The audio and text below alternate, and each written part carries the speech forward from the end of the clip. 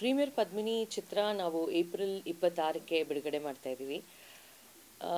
ಈ ಚಿತ್ರ ನಾನು ಮಾಸು ಕ್ಲಾಸ್ ಎರಡೂ ಬ್ಲೆಂಡ್ ಮಾಡಿ ಮಾಡಬೇಕು ಅಂತ ಬಹಳ ಆಸೆಯಿಂದ ಮಾಡಿರೋ ಚಿತ್ರ ಇದು. ನಮ್ಮ ನಿರ್ದೇಶಕರಾದ ರಮೇಶ್ ಇಂದಿರಾ ಅವರು ಈ ಕತೆ ಮಾಡಿಕೊಂಡು ಬಂದಾಗ ನನಗೆ ಫಸ್ಟ್ ಕಂಡಿದ್ದದೆ ಎಲ್ಲ ವರ್ಗದ ಜನಕ್ಕೂ ತಲುಪುವಂಥ ಚಿತ್ರ ಆಗುತ್ತೆ ಇದು ಅಂತ. ಆ್ಯಂಡ್ ಇದರಲ್ಲಿ ಬೇಸಿಕಲಿ ಏನಂದರೆ, ನಾವು ಧಾರಾವಾಹಿಗಳನ್ನ ಮಾಡಿ ಯೂಶ್ವಲಿ ನಮ್ಮ ಆಡಿಯನ್ಸ್ ಅಂತ ಇರೋದು ಫ್ಯಾಮಿಲಿ ಆಡಿಯನ್ಸ್. ಸೊ ನನಗೆ ಅವರು ಆ ಫ್ಯಾಮಿಲಿ ಆಡಿಯನ್ಸಿಗೂ ಭಾಳ ಇಷ್ಟ ಆಗಬೇಕು. ಜೊತೆಗೆ ನಮ್ಮ ಈ ಡ್ರೈವರ್ಸ್ ಇರ್ಬೋದು, ದಿನನಿತ್ಯ ಪಾಪ ಕಷ್ಟಪಟ್ಟು ದುಡಿಯೋವಂಥ ಒಂದು ವರ್ಗ ಇದೆಯಲ್ಲ, ಅವರಿಗೆ ಬಹಳ ಕನೆಕ್ಟ್ ಆಗಿ, ಯಾಕೆಂದರೆ ನಾನು ಕೇಳಿದ್ದೆ ಅವ್ರುಗಳು ಚಿತ್ರ ನೋಡೋ ಅಷ್ಟು ನಾವು ಯಾರೂ ಹೋಗಿ ಥಿಯೇಟ್ರಲ್ಲಿ ಪಿಕ್ಚರ್ ನೋಡಲ್ಲ ಅಂತ. ಈ ಯಾರು ಈ ಪಾಪ ದಿನನಿತ್ಯ ಕೆಲಸ ಮಾಡ್ತಾರೆ, ನಮ್ಮ ಟ್ಯಾಕ್ಸಿ ಓಡಿಸೋರು ಇರ್ಬೋದು, ಬಸ್ ಓಡಿಸೋರು ಇರ್ಬೋದು, ಆಟೋ ಡ್ರೈವರ್ಸ್ ಇರ್ಬೋದು, ಇವರೆಲ್ಲರೂ ಬಹಳ ನಿಷ್ಠೆಯಿಂದ ಫ್ರೈಡೇ ಪಿಕ್ಚರ್ ರಿಲೀಸ್ ಆದರೆ ಹೋಗಿ ನೋಡ್ತಾರೆ ಅಂತ ನಾನು ಕೇಳಿದ್ದೀನಿ. ಸೊ ಅವ್ರಿಗೂ ಡಿಸಪಾಯಿಂಟ್ ಆಗಬಾರ್ದು ಮತ್ತು ನಮ್ಮ ಫ್ಯಾಮಿಲಿ ಆಡಿಯನ್ಸಿಗೂ ಡಿಸಪಾಯಿಂಟ್ ಆಗಬಾರ್ದು, ಆ ಥರದ ಬ್ಲೆಂಡ್ ಇಟ್ಕೊಂಡು ಆಗಿರೋವಂಥ ಕಥೆ ಇದು.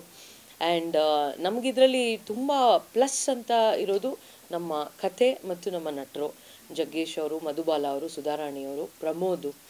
ಇವರು ಅಂದರೆ ಏನಾಗುತ್ತೆ ಇದರಲ್ಲಿ ಎಲ್ಲ ಥರದ ಬೇರೆ ಬೇರೆ ವೆರೈಟಿ ಪಾತ್ರಗಳು. ಅಂದರೆ ಈಗ ಪ್ರಮೋದ್ ಮಾಡುವಂಥ ಪಾತ್ರ ಒಬ್ಬ ಹಳ್ಳಿಯಿಂದ ಬಂದಿರೋವಂಥ ಒಬ್ಬ ಮುಗ್ಧ ಡ್ರೈವರ್. ಸೊ ಅವ್ನ ಪಾಯಿಂಟ್ ಆಫ್ ವ್ಯೂಲಿ ಕತೆ ಏನು. ಜಗ್ಗೇಶ್ ಸರು ಒಂದು ದೊಡ್ಡ ಕಂಪ್ನೀಲಿ ಕೆಲಸ ಮಾಡುವಂಥ ಒಬ್ಬ ವ್ಯಕ್ತಿ, ಅವರ ಫ್ಯಾಮಿಲಿ, ಅವರ ಒಂದು ಕಾಸ್ಮೋಪಾಲಿಟನ್ ಲೈಫಲ್ಲಿ ನಡೆಯುವಂಥ ಕತೆ, ಜೊತೆಗೆ ಮಕ್ಕಳು, ಜೊತೆಗೆ ಡ್ರೈವರ್ ಬ್ಯಾಕ್ಗ್ರೌಂಡು, ಇದೆಲ್ಲವೂ ಸೇರಿದ್ರೆ ಒಂದು ಪ್ರೀಮಿಯರ್ ಪದ್ಮಿನಿ ಆಗುತ್ತೆ. ಸೊ ಈ ಪ್ರೀಮಿಯರ್ ಪದ್ಮಿನಿಯಲ್ಲಿ ಕಾರ್ ಎಲ್ಲಿಂದ ಬಂತು ಅಂದರೆ, ಆ ಡ್ರೈವರು ಓನರ್ ನಡುವೆ ನಡೆಯುವಂಥ ಜರ್ನಿ ಈ ಪ್ರೀಮಿಯರ್ ಪದ್ಮಿನಿ ಕಾರಲ್ಲಿ ನಡೆಯುತ್ತೆ. ಸೊ ಹಾಗಾಗಿ ಇದೊಂದು ಮಾಸ್ ಕ್ಲಾಸ್ ಬ್ಲೆಂಡ್ ಆಗಿರೋಂಥ ಚಿತ್ರ ಅಂತ ಹೇಳ್ತೀನಿ. ಆಧುನಿಕ ಜೀವನ ಶೈಲಿಯಲ್ಲಿ ಸಂಬಂಧಗಳ ಬೆಲೆ ಕಡಿಮೆ ಆಗ್ತಾ ಟೈಮಲ್ಲಿ ಅದೇ ಕಾನ್ಸೆಪ್ಟ್ ಕೊಂಡು ಸಿನಿಮಾ ಮಾಡಿಕೊಟ್ಟಿದ್ದಾರೆ. ಎಕ್ಸಾಕ್ಟ್ಲಿ. ಈಗ ನಮ್ಮ ಡೈರೆಕ್ಟರ್ ಹೇಳ್ದಂಗೆ ಇವತ್ತು ಅಂದರೆ ಯಾವಾಗಲೂ ನಾವುಗಳು ಮಾತಾಡ್ಕೊಳ್ಳೋವಾಗ ನಮ್ಗೆ ಏನೇ ಬೇಜಾರಾಗಲಿ, ನಮ್ಮ ಟೀಮಲ್ಲಿ ನಾವು ಮಾತಾಡುವಾಗ ವಾರ್ ಅಂದರೆ ಮೆಂಟಲ್ ವಾರೇ ಜಾಸ್ತಿ. ಅಂದರೆ ನಾವು ತುಂಬ ಹರ್ಟ್ ಮಾಡ್ಕೊಳ್ಳೋದೆ ಯಾರೋ ನಮ್ಮ ಮನಸ್ಸಿಗೆ ನೋವು ಮಾಡಿದಾಗ. ಅದನ್ನು ಒಂದು ಲೈನ್ ಇಟ್ಕೊಂಡೇ ರಮೇಶ್ ಅವರು ಈ ಕಥೆನ ಮಾಡಿದ್ದಾರೆ.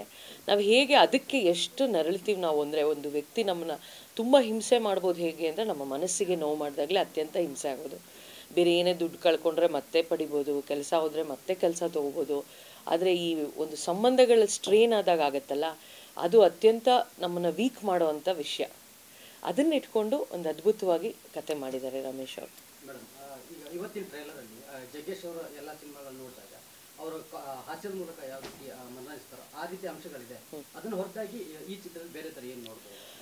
ಈಗ ನಾನು ಇನ್ಫ್ಯಾಕ್ಟ್ ಜಗ್ಗೇಶ್ ಅವರ ಆ ಶೇಡ್ ಏನು ನೋಡಿದ್ರಿ ನೀವು, ಅಂದರೆ ಅವರ ಒಂದು ಕಾಮಿಡಿ, ಅವರ ಒಂದು ಪಂಚ್ಗಳು, ಡೈಲಾಗ್ ಪಂಚ್, ಅದ್ರ ಜೊತೆ ಸಾರು ಒಂದು ತುಂಬ ಇಂಟೆನ್ಸ್ ಪಾತ್ರ ಮಾಡಿದ್ದಾರೆ ಇದರಲ್ಲಿ. ಅಂದರೆ ಅವರ ಒಂದು ಮನೆಯ ಕತೆ, ಆ ಫ್ಯಾಮಿಲಿ, ಹೆಂಡತಿ, ಮಕ್ಕಳು, ಅದರ ಸುತ್ತ ನಡೆಯುವಂಥ ಒಂದು ತೊಳಲಾಟ. ಮತ್ತು ಇದರಲ್ಲಿ ಯಾರೂ ವಿಲನ್ಗಳಿಲ್ಲ, ಎಲ್ಲ ಸಿಚುವೇಶನ್ ಅವ್ರನ್ನ ವಿಲನ್ ಮಾಡುತ್ತೆ ಅನ್ನೋದನ್ನ ನಾವು ತೋರಿಸ್. ಅಂದರೆ ನಮ್ಮ ಎಲ್ಲರ ಬದುಕಿನಲ್ಲೂ ನಾನು ನಂಬಿರೋದು ಅದೇ, ನೋಬಡಿ ಈಸ್ ವಿಲನ್. ಎಲ್ಲ ಅವ್ರವ್ರ ಪಾಯಿಂಟ್ ಆಫ್ ವ್ಯೂ ಅಲ್ಲಿ ಎಲ್ಲರೂ ಸರಿಯಾಗೇ ಇದ್ದಾರೆ.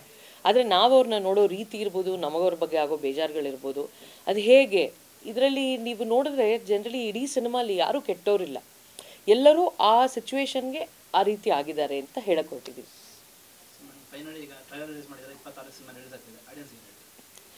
ಆಡಿಯನ್ಸಿಗೆ ಫಸ್ಟ್ ಆಫ್ ಆಲ್ ಇದು ನಮ್ಮ ಮೊದಲನೇ ಪ್ರಯತ್ನ ಶ್ರುತಿ ನಾಯ್ಡು ಚಿತ್ರದಿಂದ.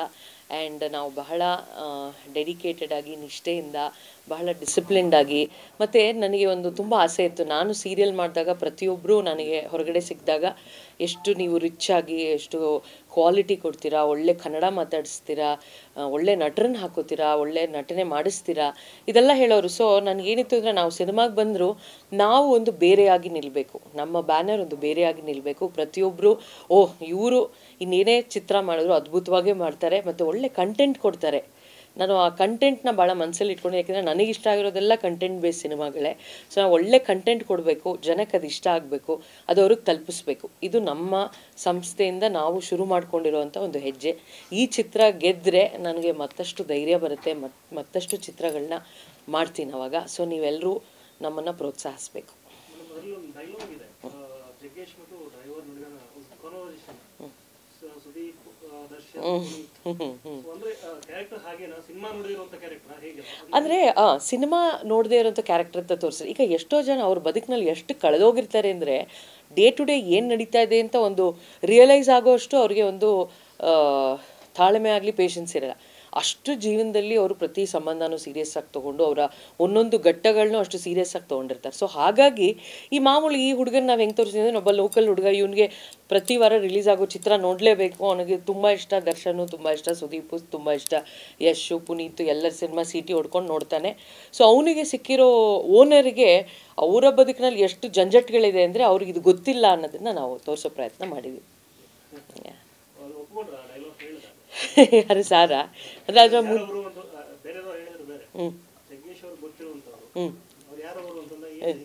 ಅದ್ರ ಕಂಟಿನ್ಯೂಷನ್ ಇದೆ ಸಿನಿಮಾ ಡೈಲಾಗ್. ಟ್ರೈಲರಲ್ಲಿ ನಾವು ಬೇಕು ಅಂತ ಹಿಂಗೆ ಅನಿಸ್ಲಿ ಜನಕ್ಕೆ ಅಂತ ಆ ಥರ ಕಟ್ ಮಾಡಿದ್ದೀವಿ ನಾವು. Thank you so much.